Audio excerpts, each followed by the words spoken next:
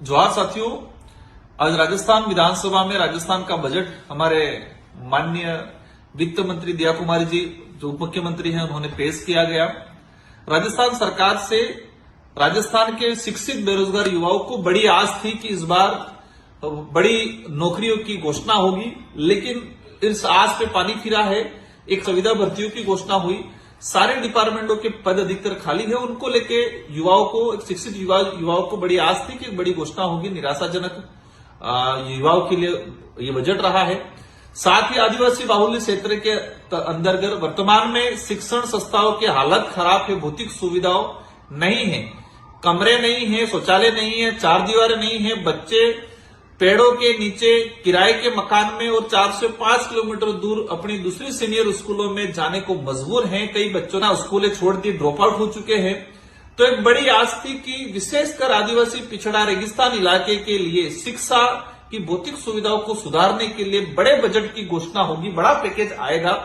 लेकिन एक छोटे मोटी घोषणा सुनने में आया। अभी बजट में हमने देखा 250-300 करोड़ की घोषणा, मतलब 1-2 जिलों का बजट है ये। तो राजस्थान में वर्तमान में शिक्षण व्यवस्थाओं को सुधारने के लिए 2,500 से 3,000 करोड़ बजट की जरूरत थी, जो इस बजट में आज थी, जिसमें आएगा 50% में नहीं। ऊंट के मुंह में जीरा वाली कहावत जैसा बजट दिया है शिक्षा को लेके। तो हमें आशा थी, वो निराशाजनक रहा।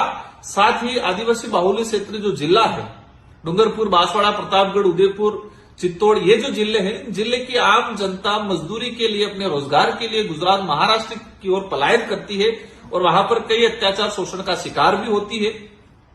इस पलायन को रोकने के लिए हमने लंबे समय से प्रयास कर रहे हैं कि माही और कटड़ा जो बांध बना हुआ है, इन बांधों से डूंगरपुर, बांसवाड़ा, प्रतापगढ़ उस इलाके के जितने जो तालाब हैं, उन तालाब, जितने जो नदियां हैं, नदियों को आपस में जोड़ के एक बृहद सिंचाई परियोजना स्वीकृत कराने की मांग चल रही थी, ताकि हमारा जो पलायन हो रहा है गुजरात की ओर, वो पलायन रुके और वहां के लोगों को एक सिंचाई के माध्यम से अच्छा अपनी आमदनी को प्राप्त कर सके।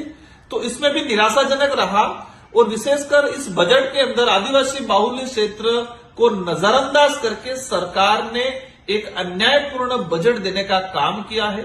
हमारे उस इलाके के अंदर एक ट्राइबल टूरिज्म, राजस्थान का सबसे बड़ा टूरिज्म हब, या कहे कि टूरिज्म डेवलप करने जैसा हब है, तो डूंगरपुर, बांसवाड़ा, उदयपुर ये भौगोलिक दृष्टि सुंदर इलाका है। तो ट्राइबल टूरिज्म कॉरिडोर की लंबे समय से हम लोग मांग कर रहे हैं। पिछले सरकार में इस बजट को मैंने डीपीआर की भी घोषणा कराई थी, लेकिन इस सरकार आने के बाद इस ट्राइबल टूरिज्म कॉरिडोर को जो सपना था, उसको भी कहीं न कहीं उन्होंने ठेस पहुंचाने का इस बजट में, मतलब कहे कि उसको घोषणा नहीं करके वहां के जो युवा थे उनके साथ, वहां की आम जनताओं के साथ, वहां की जो जनता थी उनकी आस थी, उस आस को भी उन्होंने निराशाजनक बजट दिया है। कुल मिला के ये बजट जो आस थी उस आस अनुरूप नहीं रहा है, निराशाजनक बजट रहा है और आदिवासी बाहुल्य क्षेत्र को नजरअंदाज करने का काम किया है।